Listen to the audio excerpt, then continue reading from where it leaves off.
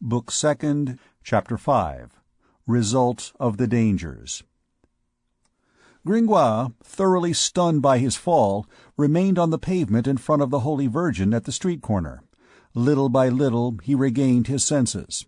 At first, for several minutes, he was floating in a sort of half-somnolent reverie, which was not without its charm, in which aerial figures of the gypsy and her goat were coupled with Quasimodo's heavy fist.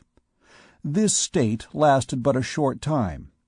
A decidedly vivid sensation of cold in the part of his body which was in contact with the pavement suddenly aroused him and caused his spirit to return to the surface. "Whence comes this chill?" he said abruptly to himself.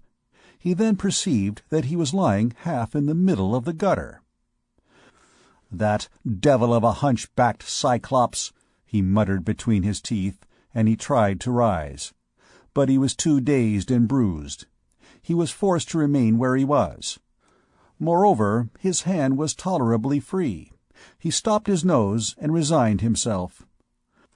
"The mud of Paris," he said to himself, for decidedly he thought that he was sure that the gutter would prove his refuge for the night.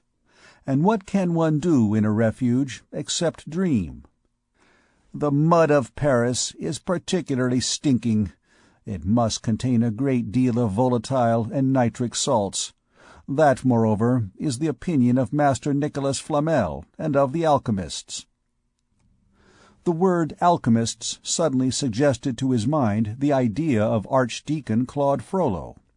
He recalled the violent scene which he had just witnessed in part, that the gypsy was struggling with two men, that Quasimodo had a companion, and the morose and haughty face of the Archdeacon passed confusedly through his memory.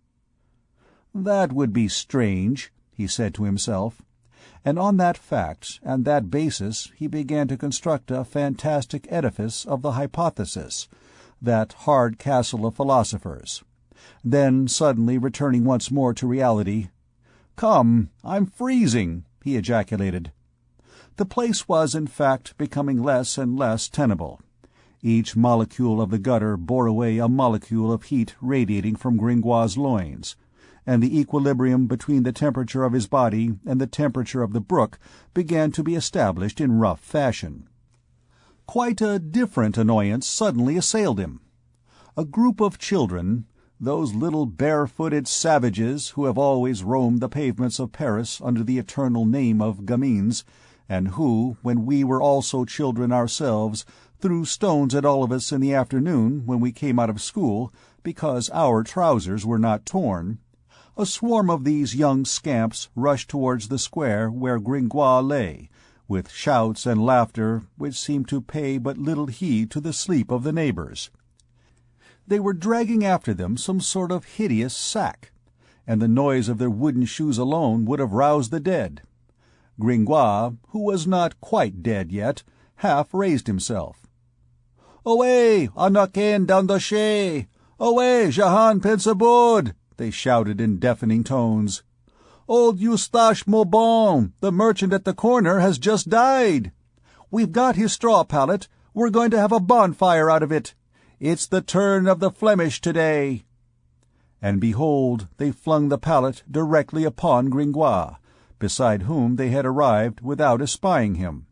At the same time, one of them took a handful of straw and set off to light it with the wick of the good Virgin. "'Sdeath!" growled Gringoire. "Am I going to be too warm now?" It was a critical moment. He was caught between fire and water.